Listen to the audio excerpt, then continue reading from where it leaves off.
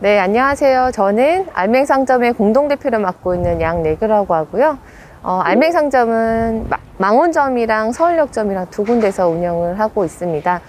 국내 최초 리필스테이션을 운영을 하고 있고, 또 쓰레기를 자원순환하는 곳으로 운영을 하고 있고요. 또 무포장, 그러니까 포장이 없는 제품들을 판매하고 있는 환경 복합 플랫폼 공간이라고 생각하시면 좋을 것 같습니다.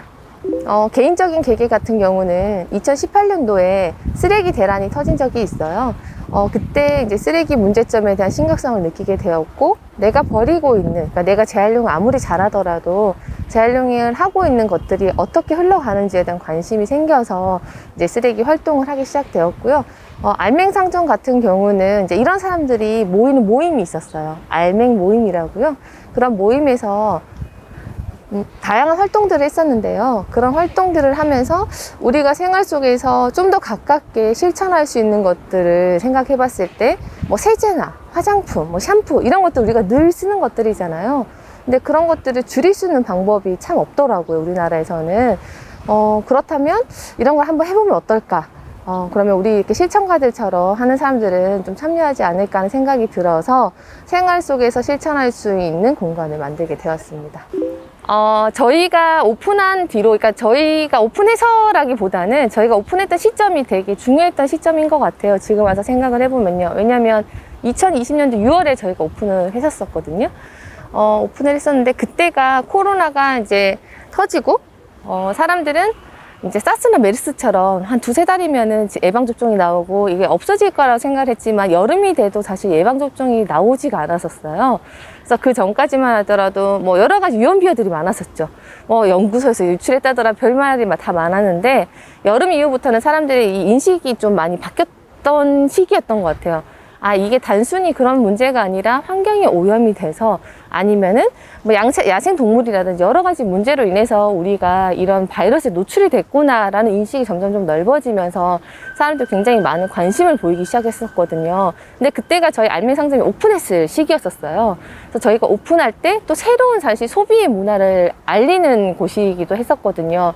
그러니까 리필이라고 하면 대부분은 리필팩만 생각을 많이 하시는데, 알맹상점 같은 경우는 통을 들고 와서 구입하는 거, 그러니까 정말 리필을 하는 곳이다 보니까 이렇게도 구입하면서 환경을 보호할 수 있구나, 플러스 이제는 정말 환경 오염이 심각하다라는 사람들의 인식 변화, 사회적인 분위기 이런 게 딱 맞닥뜨려지면서 그 여름 이후 한 가을부터는 좀 환경 운동, 환경 보호 이런 것들이 일반 시민분들한테도 굉장히 많이 좀 알려진 계기가 된 것 같아요. 네. 가장 호불호가 없는 제품 중에 추천을 드리자면 대나무 칫솔, 고체 치약, 수세미를 이제 좀 추천을 드릴 수가 있어요. 대나무 칫솔을 좀 추천드린 이유는 뭐냐면, 우리가 보통 쓰는 칫솔이 플라스틱 말고도 손잡이 실리콘이라는 게 또 있어서 복합 소재로 많이 되어 있기 때문에, 이게 복합 소재로 되어 있는 것들은 원래 재활용이 되기가 힘들거든요. 그래서 재활용 체계에서도 떨어지긴 하지만, 더 중요한 건 이게 손바닥 크기보다 작은 플라스틱은 그 산별장이라는 곳에서 다 누락이 돼요. 아무리 재활용이 잘 되는 재질이라고 하더라도 결국에 작은 것들은 재활용이 되게 어려운 구조인 거죠. 그렇기 때문에 단일 재질의 플라스틱 칫솔이라고 하더라도 이게 재활용 되기가 힘들기 때문에 이걸 쓰지 않는 이걸 쓰지 않는 것만으로도 굉장히 큰 도움이 될 수 있고요. 그걸 이제 한 가족으로 따져봤을 때 4인 가족이 3개월에 하나씩 바꾼다고 생각을 하면 1년이 되면은 16개가 나와요. 10년이 되면 160개가 나오겠죠. 20년이 되면 320개가 되겠죠. 점점점 수는 굉장히 많아질 수밖에 없는 소비재 물건이거든요. 그래서 썩지 않는 이제 플라스틱 칫솔보다는 대나무 칫솔이 훨씬 더 좋다라고 말씀을 드리고 싶고요. 고체 치약도 마찬가지인 것 같아요. 계속 우리가 쓰는 거잖아요. 버리고 쓰고 하는 물건 중에 하나인데, 고체 치약도 플라스틱이라서 내가 잘 깨끗하게 쓰고 깨끗하게 씻고 난 다음에 배출하면 되겠지라고 생각하시는데요. 실제로 걔도 손바닥 크기만 하죠. 재활용이 안 돼요.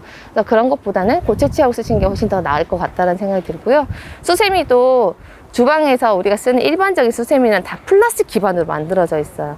그러니까 쓸 때마다 미세 플라스틱이 나오고, 다 쓰고 나서 버리면 썩지 않게 되지만, 수세미라고 정말 열매, 옛날에 시장에 가면 보셨을 거예요. 초록색 열매가 있거든요. 걔가 말리면은 안에 섬유질만 남아요.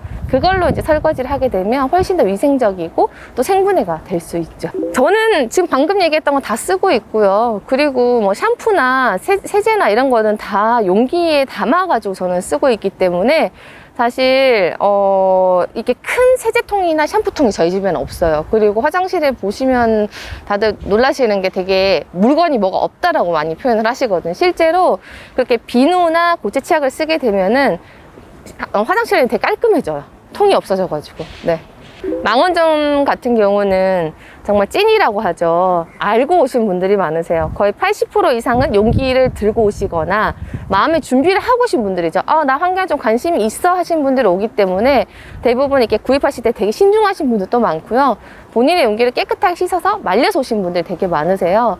근데 이 서울역 같은 경우는 보시다시피 되게 공간이 좋잖아요. 그다음에 그렇기 때문에 오며 가며 아무런 관심이 사실 없던 일반 시민분들도 많이 오세요. 그러다 보니까 어떤 분들은 여기 일회용 컵 없대 라고 그냥 가시는 분도 있어요. 솔직히. 근데 또 여기 일회용 컵이 없네? 이러고 또 들어오신 분들도 있고요.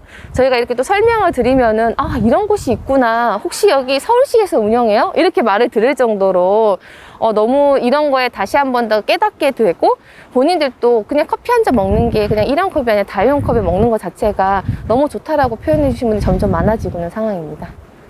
망원동 같은 경우는 20대 중후반 여성분들이 사실 압도적으로 많았는데요. 지금은 좀 많이 좀 달라지고 있는 게 가족 단위로도 많이 오고요. 연세 있는 분들도 찾아오시고요. 또 심지어 남자분들이 혼자서 많이 오세요. 왜냐하면 망원점에는 정말 생활권에 가까운 물건들이 굉장히 많다 보니까 내가 필요한 만큼 구입하는 게 얼마만큼 좋은지 다들 깨달으신 것 같더라고요. 그래서 정말로 조금씩 구입하시기 위해서 필요한 만큼 구입하시기 위해서 연령대 상관없이 나이 상관없이 그리고 성별에 상관없이 오시고 있고요.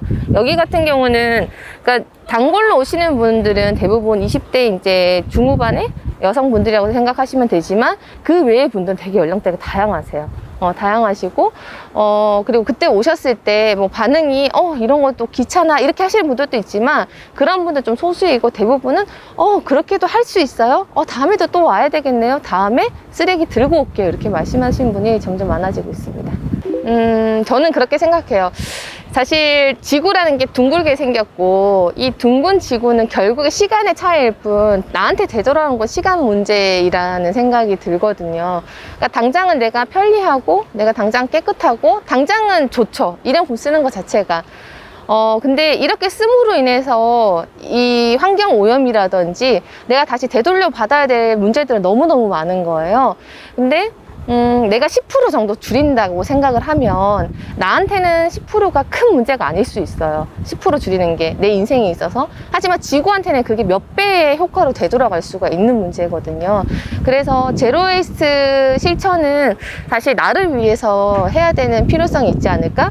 그리고 또 저 같은 경우 또 아이를 키우고 있기 때문에 나 말고 다음 우리 아이들 세대들도 살아가야 될 곳이잖아요. 그래서 나를 위해서도 하지만 다음 세대를 위해서라도 꼭 필요한 그런 생활이라고 생각을 하고 있습니다.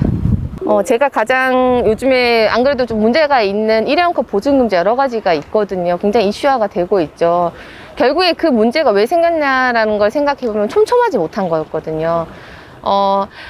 그 일회용컵을 판매하는 곳과 사용하는 사람, 그러니까 판매자와 소비자가 있고 그걸 제도를 만드는 곳이 있으면은 사실 여러 가지 경우 수를 생각해서 이건 사실 제도는 모든 나라, 그러니까 모든 사람들한테 적용이 되는 거잖아요. 그럼 조금 더 촘촘하게 좀 진행을 했어야 됐는데 그러지 못한 부분이 좀 많은 것 같아서 좀 아쉬운 것 같아요.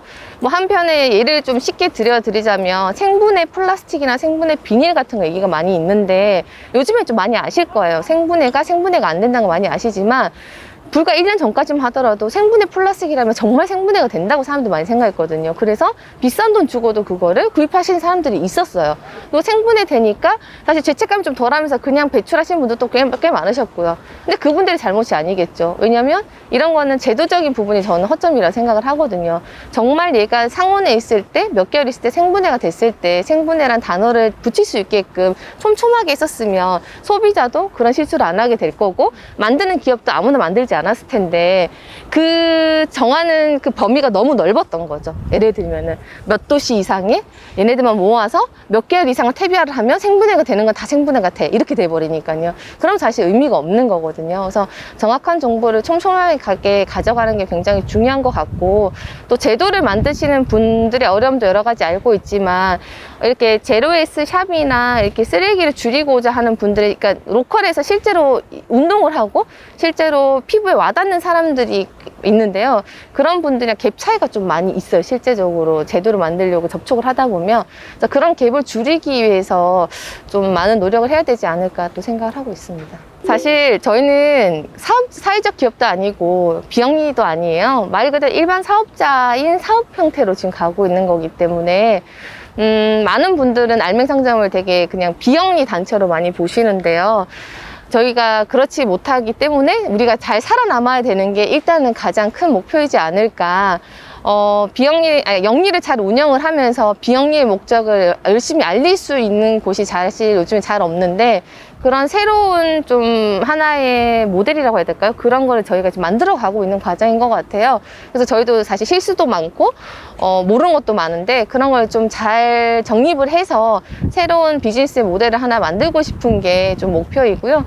이런 게 잘 정립이 돼서 좀 제로웨이스란 문화가 유행이 아니라 정말 우리 삶 속에 그냥 정착이 된다 그러면은 그냥 알맹상점이 없더라도 어디든지 이렇게 구입할 수 있고 어디든지 쓰레기를 낼 수도 있고, 이런 게 또 생기는 게 또 하나의 또 바람이기도 합니다.